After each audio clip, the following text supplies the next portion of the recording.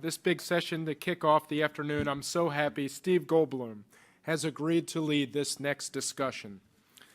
I could think of no one better to dive into the subject and would like to share with you a taste of Steve's inside work getting to the heart of Silicon Valley. Everybody, please roll the tape. Finally tonight, a look inside the gentrification bubble in San Francisco. 3, 2, 1. One of the results of the tech boom is that rent has skyrocketed, making the city of San Francisco virtually unlivable, unless, of course, you're killing it. Let's take a look inside the home of one of the many tech entrepreneurial giants living in the Mission District. Come on up! You're younger than I thought you'd be. What's your name? Max? Max? I bought a place in 2011 when the market was down. You must have been 2 or 3 when you made that deal. You have a lot of really nice stuff here. What's your favorite piece in the house? There. Over there? My friend made it. He's 6. You have a great eye. Vintage. Look at the clothes by themselves. This is all mobile. Safety, sport, hybrid. So you have all your bases covered. South. Uh-huh. Let me show you the rest of the place. So you have 2 guest bedrooms here? For sleepovers. This is your bedroom? Yeah. Wow. This is like the size of my apartment. This is where I like to meditate. Excuse me for a second. How are you so driven? What? I said, how are you so driven? I just want to make the world a better place. It's pretty simple.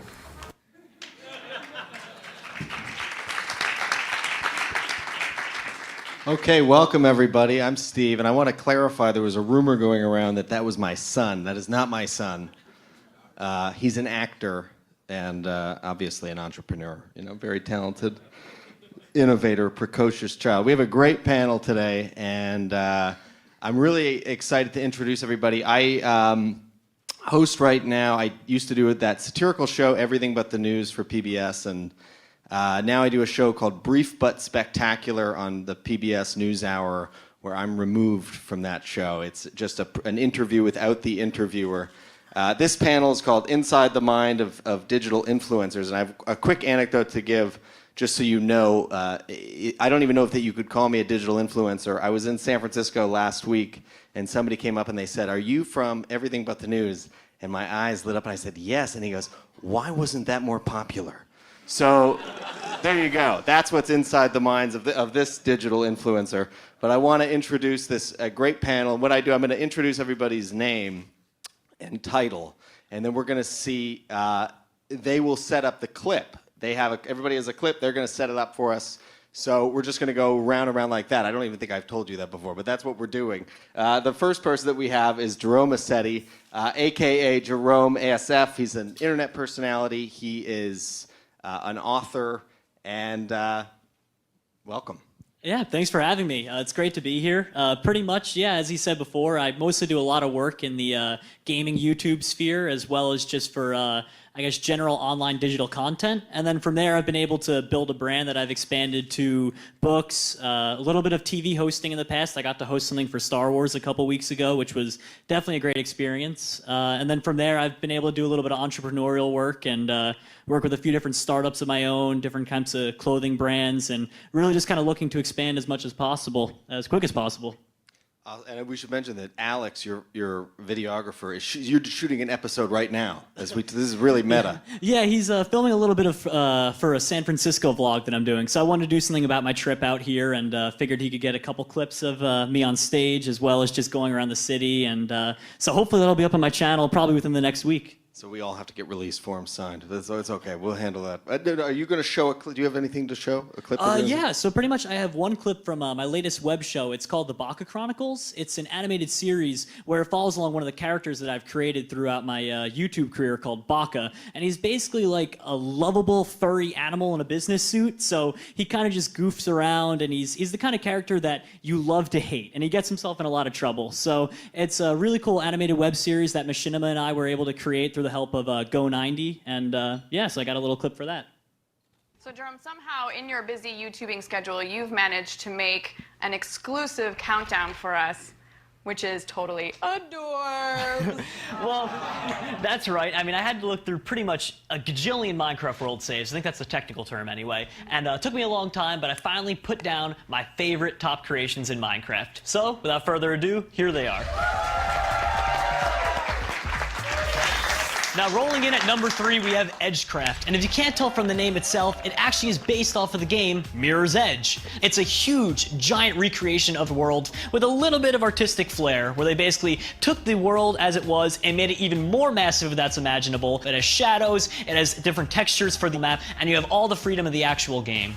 Now, the big number 2, and the one that's kind of, in my mind, one of the most mind-blowing, is a functioning word processor. It's basically like Microsoft Word or TextEdit on Macs. It uses Redstone electronics as opposed to mods to function. It's kind of like making your own circuit board, as well as a hard drive, so you can make all these different maps, and then you can also replay them again on a visual screen. Coming in at number 1 on my top Minecraft creations, Westeros. So, the crazy part about Westeros in Minecraft is this is the entire map of Game of Thrones. It's based off of more so the book than it is the show. That's why you'll notice that there's obviously a lot more to this than you actually see in the TV show. It's so large scale that it's actually been noticed by Game of Thrones cast members. And I think the big thing that's going to get everyone in the audience excited is the fact that it has plans to become an MMO RPG in the very near future. So, I mean, that's pretty insane. And that is my top number 1 pick. Okay, so basically with that, it turns out that was from a television show I hosted about Minecraft as well. My Machinima counterpart who couldn't make it out here was the one who was supposed to be featuring the Baka Chronicles, so I guess they'll show that probably after everyone else is introduced. Okay, let's do that, yeah. We'll wait until that's added to the queue. I want to introduce the rest of our panel. Jason Cosgrove is GM of the Creators Program. He's also VP of Strategic Partnerships at DEFY Media. Welcome, Jason. Thank you for having me. It's great to be here. DEFY Media, just in a nutshell, we're going to show a little sizzle that shows a bit about what we do, but we're a little bit unique in the space in that we are a combination of owned and operated properties.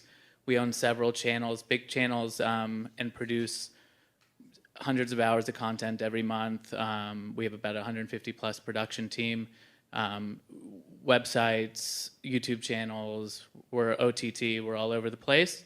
And we're making a bunch of content, right? And then we also partner with awesome creators like Jerome and try to do great things with them as well.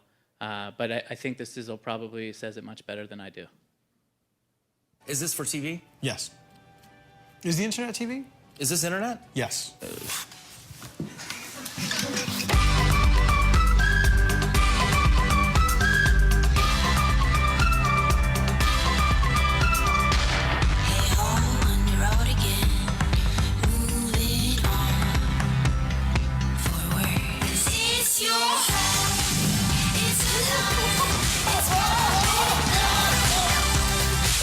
Which way is Cedar Sinai? Oh. Would you wax me? We did this exact same thing with Wolf Blitzer at CNN. But it's in your face! Oh my God, I died. Very clever thing to do. She did it. She said it. Low and low, that's how we roll. I think I should like. Are you ready for this? Hadouken! Oh.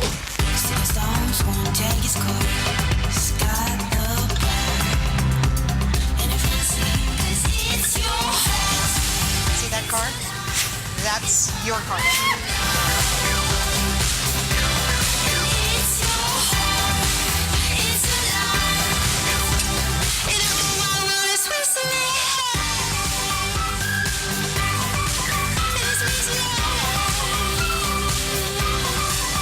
This is the best app ever!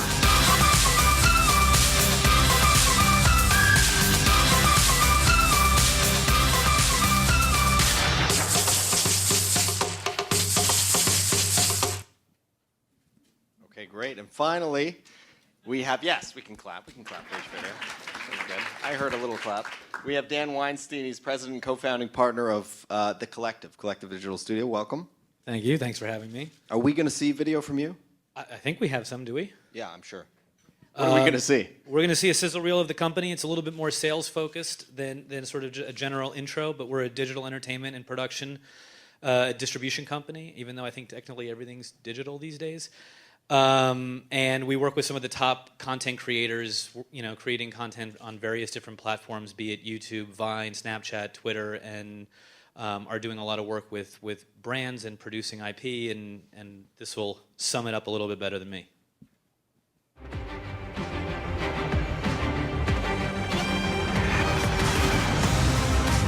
Collective Digital Studio was founded in 2011 with a mission to entertain the world with digital content. CDS is at the forefront of creating premium video for audiences where they want it. We have built a network for creators that includes some of the most iconic names on YouTube, Vine, Instagram, and Snapchat. Brands need partners like CDS who are creating the content trends of tomorrow, today.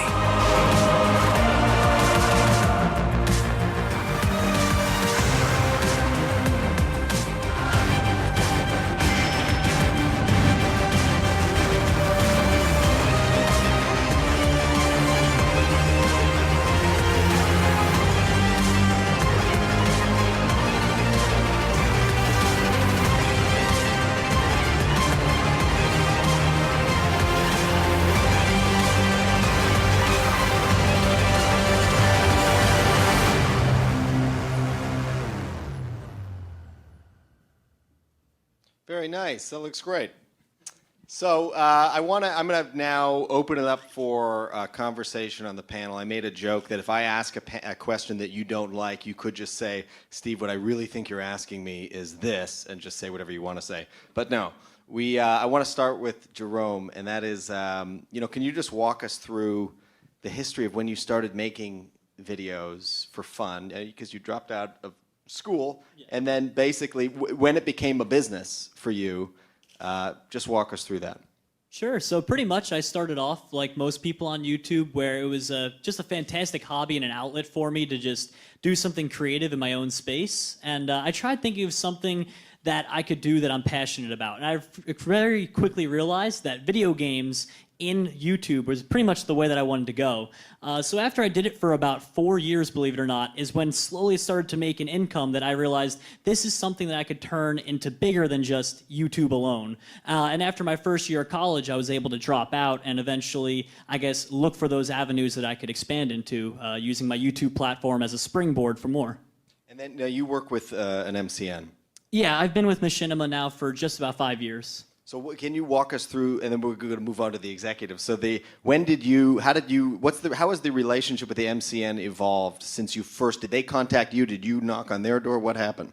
Yeah, so pretty much over time, the relationship with MCNs have completely changed. Back when I initially did it, they were mostly just a talent management agency in the sense that if something went wrong, you could go to them and they'd try and fix the problem. And that was really the biggest impact that they had at at their origin. However, over time, like in current times nowadays, they pretty much help you create new types of content. They help you look for those different avenues that you can expand into, such as what they did for my animated web series. They help establish partnerships with major brands like Go90 and another series I've done for PlayStation View. And really just in general, they kind of look for ways that they can take what you've built and make it even better. And it's really incredible to see how in just a short amount of years, only 5 of them, that they've really been able to progress to that point. I want to move over to Jason. You talked about, you described where you work as sort of like a boutique MCN, where it's very creators first. What does that mean? Yeah, so DEFY, I think, occupies a little bit of a unique space in the marketplace because we started as content producers ourselves. We actually produce the content for all these channels that we own. And between these channels, and they run the gamut in several verticals, gaming, lifestyle, beauty, comedy, movies. We have all sorts of content.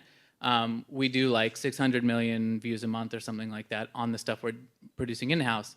And when it came to forming a creators network, we said to ourselves, we think we do a great job targeting millennials, across the board. Let's find the right partners to work with who either complement or supplement what we're doing on the owned and operated side. And we sort of went out with a targeted approach saying, let's find, we're hundreds of creators versus 70,000. And the hope there is that we can pay more attention to the people we work with because there are less of them and it's a more personal relationship. But also we can hopefully tee them up for opportunities with our owned and operated properties, and also, really focus on them, trying to bring them branded opportunities, et cetera, et cetera. So we've sort of kept it small or small-ish, and find that that's been a good approach for us. So then, Jason, just to stay on you, can you give an example of a brand that's come up to you and said, hey, we really want to work with, we don't even know who, but we kind of want to be in this space. Do you have someone for us? Is that how it goes down? How does it happen? I think that's exactly how it happens every day. So the beauty is, because people know DeFi has a plethora of channels and creators that we work with, our sales team will get approached by brands or their agencies on a regular basis, and they'll say, this is the market that we want to target. Can you help us? This is what we have to spend, and this is the sort of thing we want to do, and we want to work with influencers. And we're able to sort of give them a menu of opportunities, of possibilities. And then the other interesting thing is, we actually didn't start on YouTube. We started in the website business. So we have our own ad network across all these websites that we also own and operate. And we're able to really put together a great 360 package for brands and create the custom content they want, but also serve the media they want. And we really sort of, we're able to be a one-stop shop for people when they come to us. Dan, how are you working with talent and content creators? And I mean, I've heard you say this before when we were talking, that they need to be constantly changing. How do content creators need to be constantly changing, and why? Yeah, I mean, I think, we were born out of sort of more a traditional management company. About 10 or 11 years ago, the collective was representing musicians and actors and writers and directors, and sort of saw an opportunity in the digital space, and the idea that a content creator could now reach an audience without having to go through sort of your traditional third-party gatekeepers, which was mind-blowing for a company of executives that grew up in the sort of old Hollywood model, where you had to, in order to reach an audience, go through a record label, a movie studio, a television network, or anything like that. And so it posed a really interesting opportunity that if we could help these content creators aggregate enough audience and figure out mechanisms to reach them directly with their own content or whatever it would be, that there was a tremendous amount of opportunity there.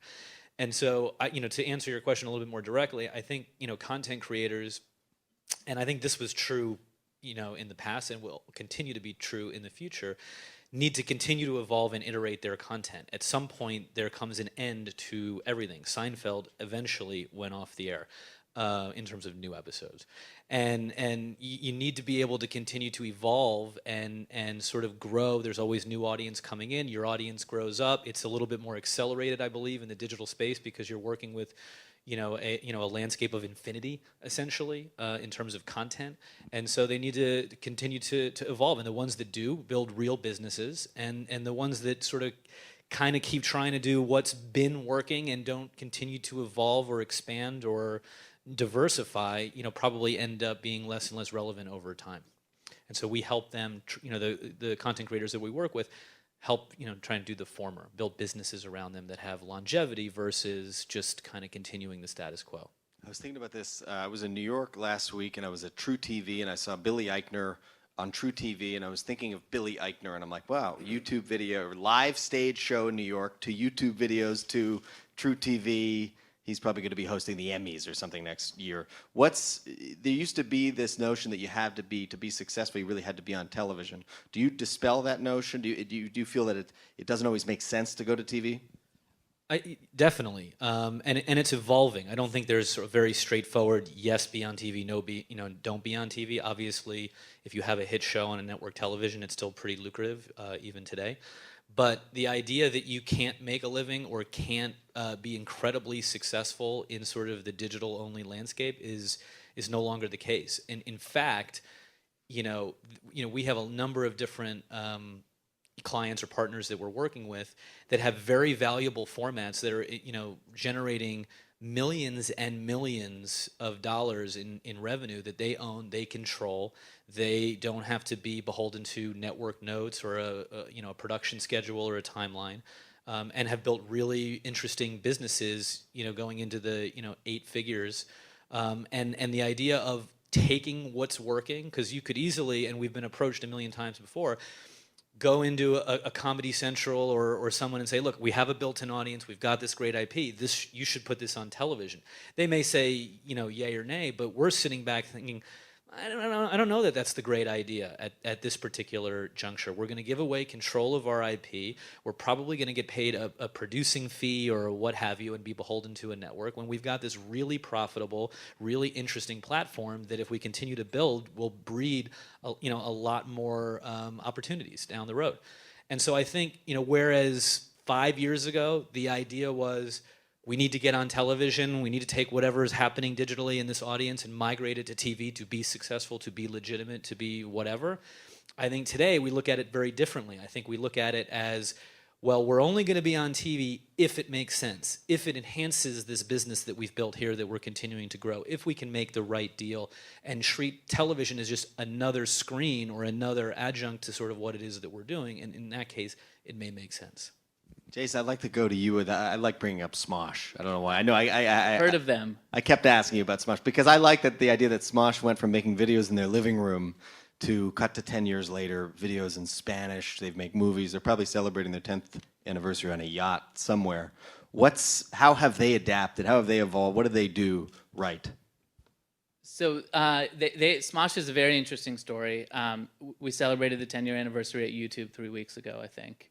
They threw us a party, which was nice. They threw you the party. Well, I don't think I was part of the list, but for Smosh, Ian and Anthony. But it's a very interesting story because they started just over 10 years ago in Sacramento in a living room. They managed to branch out their digital. They're now at 21 million plus subscribers on their main channel alone.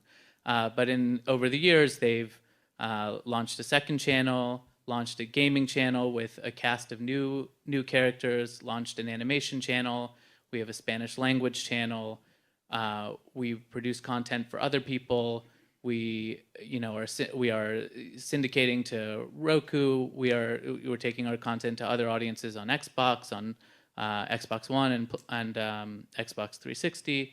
And we're producing for other platforms, and they've really made the transition and become celebrities. There was I think it was the Q Report. Variety released a study about a year ago where they said that these digital influencers are now more recognizable and more influential to young people than traditional celebrities. And they ranked them, and Smosh was actually ranked in front of some of the biggest stars in the world.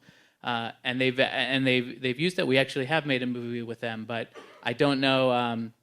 There's definitely an interest there from traditional media to get in business with them.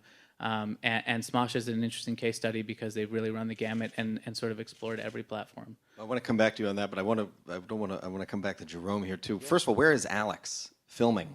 Oh, Alex is off to the side good. right now. I think he's a little afraid to kind of walk around back. Alex, you can use the space for the video. Yeah, this is for his video for his channel. And we're all going to be on it. But I wanted to ask you a question because I was clipping through some of your videos, and I noticed you were in a Best Buy, and you were in the Samsung section, and you were talking about Domino's, and I was like, hello. How much was that all you, or now do you have a deal with like Best Buy or somebody? Was there any brand integration in that? In that particular video, no, there wasn't much brand integration, but I've been very fortunate in the fact that I've worked with a lot of brands over time, including Sony, Intel, even things from 7-Eleven. I mean, if you can think of the brand, I've probably done some kind of deal with them. I had one right now working on Instagram with Pepsi as well. But in that instance, no, actually, it just happened to come up in the video a lot because I guess people can recognize a lot of these popular brands. But no, at every single juncture that we can, we look for ways to integrate brands into our content and hopefully have it be a paid promotion as well. I have to do, this is how my imagination works, but I picture there's a meeting where you're there with Pepsi and they say, maybe you're playing Minecraft and you just crack open a Pepsi. Is that how the conversation goes, or what do they say, or do they go through someone like Jason? Well, actually, yeah. I mean, a lot of the times they'll actually go through someone like Jason, for instance, or someone who owns an agency or something like that, and they'll come to you, and they won't look for the most part nowadays, they won't look for ways to directly integrate it, like, oh, just open a Pepsi and casually drink it. Instead of that, they'll look for ways to integrate it into the content in a unique and fun way. So a company or an agency might come to us and say, hey, we have this company, they want to do something with someone in your sphere, in the gaming sphere. Can you look for a creative way to integrate them into content? And then, we'll go ahead, make the video, and has to go through a whole approval process. But yeah, a lot of the times it will go through people like Jason and then straight down to the content creators. So crack open the Pepsi in a creative and fun way. Yeah, pretty much. Crack it open and then Minecraft blocks fly out. Crack it open. Yeah. Yeah. I'd just like to say on that note, I think you're right. That does happen a lot. And then our job, hopefully, as an advocate for the creators we work with, is to say politely, maybe cracking a Pepsi isn't the end-all, be-all of this video. And the reason we're talking is because you love creatively what the creator's been doing, and what and who the person you want to work with has been doing an awesome job and amass this audience. How about we pitch you an idea and come with a creative way to integrate into it? Because for us, it's the content as always comes first, and it's not all about the brand integration. I think you sort of alienate your own audience if you go too far on that in that front. So we try to be a good sort of middle ground person in that. Yeah, and I say, like, you have a really authentic voice, and like, when I'm watching a bunch of your videos, I was just wondering, how do you maintain the integrity and authenticity that brought you lots of popularity in the first place? And have you noticed any kind of ebb and flow in viewership as you've evolved, as you've gotten older? Yeah, well, in terms of keeping the authenticity of it, I pretty much always, my golden rule is if I don't enjoy the product that I'm using in the video, or if it's just the content itself, if I'm not enjoying what I'm doing, I actually won't use the content itself, or I might not make a deal with that particular brand. It's all about trying to keep it authentic to your viewers, because at the end of the day, if you lose that authenticity, they're going to stop watching you. And then overall, that's going to hurt you in the long term, as opposed to some short-term gains. So what I try and do is I try and think in my head, is this something I would like to watch? Is this something that 2-3 years ago I would have pictured myself doing now? And I kind of think about it from that point of view. And probably on a weekly basis, I mean, I would say, believe it or not, I throw away probably close to 3 hours worth of content, because I'll record it, I'll go back and I'll say, you know what, maybe I was too tired, maybe I wasn't in the right happy mood, this is not what I want to portray myself as, and I'll get rid of it and just start from scratch. And that's really what it's about. If as soon as you start to lose that voice, that integrity of your content, then you'll lose your viewership as well. And Dan, can you add here, have you helped content creators become a little more independently savvy and entrepreneurial along the way as you kind of bring them in? Yeah, I mean, so I just on that point, I mean, I think that the advertising world, which is the primary driver of the revenue in the space today, although that is shifting with all the new platforms coming out that are actually buying content that aren't necessarily tied to advertisers or brands. The brand world can be really challenging, because what the brand needs to get out of it, what the creator needs to get out of it, and what the audience needs to get out of it, which are sort of all equally important, tend to be at odds with one another sometimes. And so the real win is when the audience is getting a great piece of content that the brand enabled to create, and they don't feel like they're being duped or sold to. When the advertiser is getting their brand message across, and they feel like they're getting the reach and the passion around sort of that product, and feel good about enabling that content. And the content creator needs to feel passionate about what they're doing, the content that they're creating, and getting paid for their services. And so when all three of those things line up, it works really, really well. But yes, we've helped a number of companies build out infrastructure to take on more opportunity. So I think whereas some people have started with just an iPhone or a camera sort of vlogging, have turned into 18-person companies that are executing in various different avenues of the space, be it original content creation, be it sort of what it is that they're doing on YouTube or in the advertising world. We have this pair of creators called Rhett and Link that started out just the two of them, doing some sort of silly viral, I don't say silly, really funny viral, spoofs and music videos. And that has turned in over the last 4 or 5 years into I think it's a 22-person company with a full studio. They've done probably 150 brand integrations and sort of are acting as an independent agency for brands, and are now providing content strategy and creative services that are not just about them doing something with the brand. They're selling IP to various different platforms and building a real business out of it that we've sort of helped them craft and create over time, and have provided the infrastructure for them to do that. Just as one example. When I was living in San Francisco, I created that satirical tech show. It was mostly fueled by contempt for the tech industry, which is where the humor, came in. But this kind of thing always happened to me, in that somebody would say Vine, and I would think like, okay, I'm not going to watch a Vine video. I'm an adult, I'm not going to enjoy that. And then I would always go and watch a Vine video, and you're kind of blown away. Like, there's a reason. You see, like everything else, there's always a reason for the hype.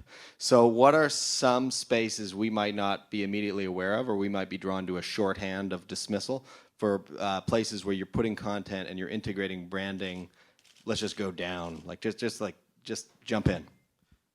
Well, look, I mean, I think that each generation, and this may be getting a little too much, but each generation has its own platform and way of consuming content and stuff that they like. So there's Snapchat and Facebook and Twitter and Vine and all of these different platforms. And here's the interesting thing that I say a lot. I think each platform provides a unique creative medium. Creating something on Snapchat is a little different than creating it on Vine. I mean, being clever and funny in 6 seconds, if you're really one of those top ones, is really a challenge, and people take it very seriously. Whether it translates or not to other medium is sort of TBD. But YouTube and sort of the democratization of content has sort of enabled anybody with a computer to be a content creator, right? It's created that land of infinity that I was talking about earlier.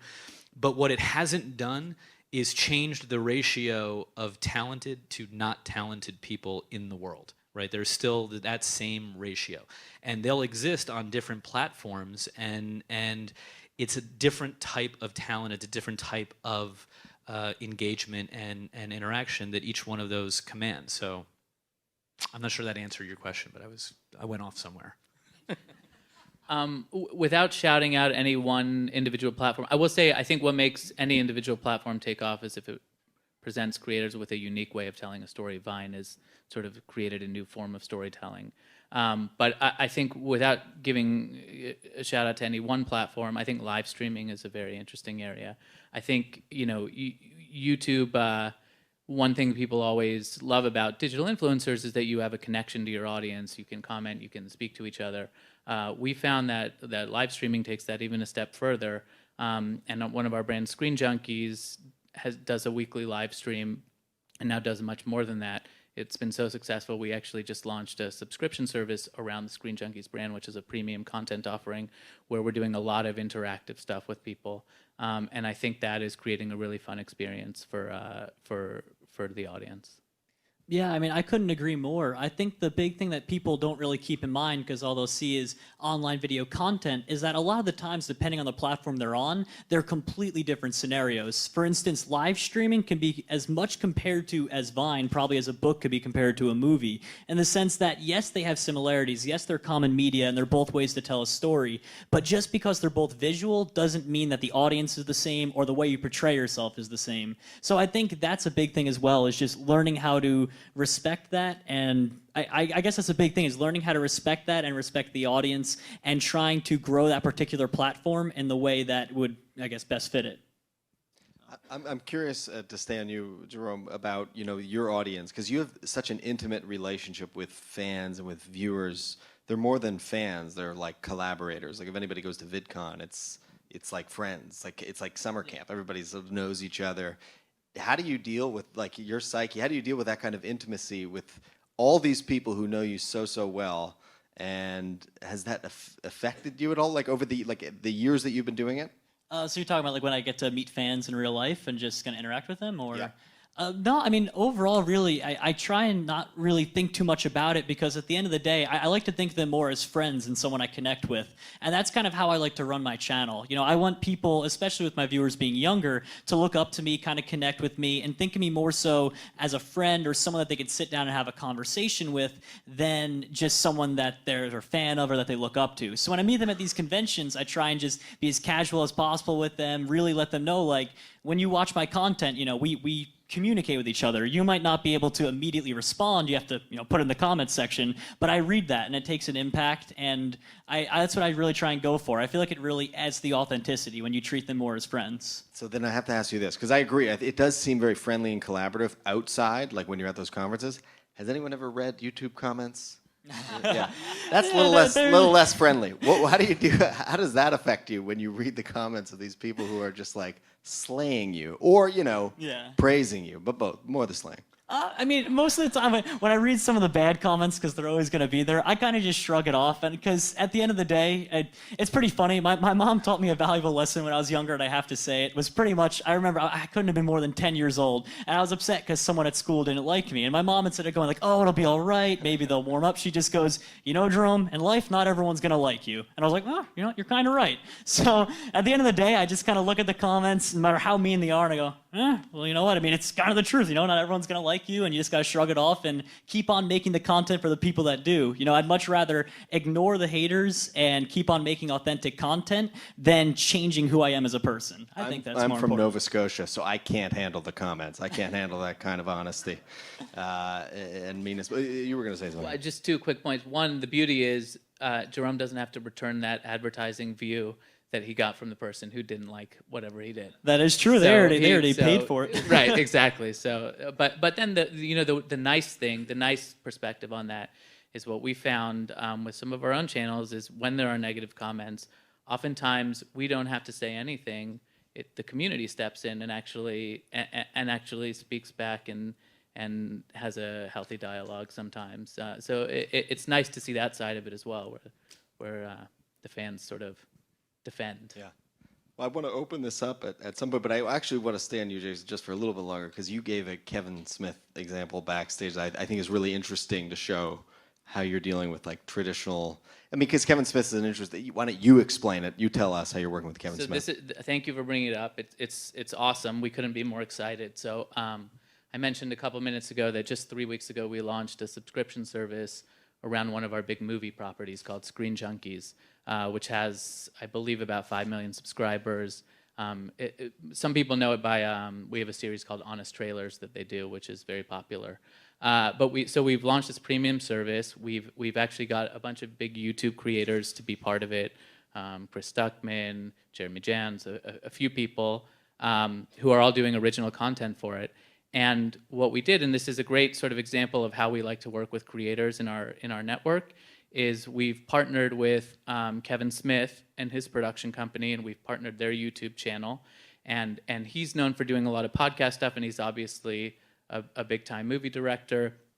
And he's actually coming, and in addition to being a partner in our network, is producing an original series for us on our premium service called What's in the Box with Jay and Silent Bob. For those of you who know who Jay and Silent Bob are. But we couldn't be more excited, and we think it's the perfect sort of synergy because we have an expertise in YouTube and creating digital content. We've been making this video content. He's able to tap into our sort of know-how in this area and also take advantage of the audience that we've already built on our Screen Junkies channel.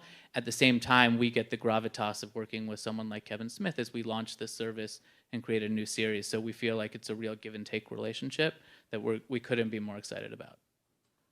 Right, well, we are going to open it up to questions. Again, I keep saying I'm going to do that, but I have one more final question for you guys. The metrics that you're studying, what are you learning about the audiences?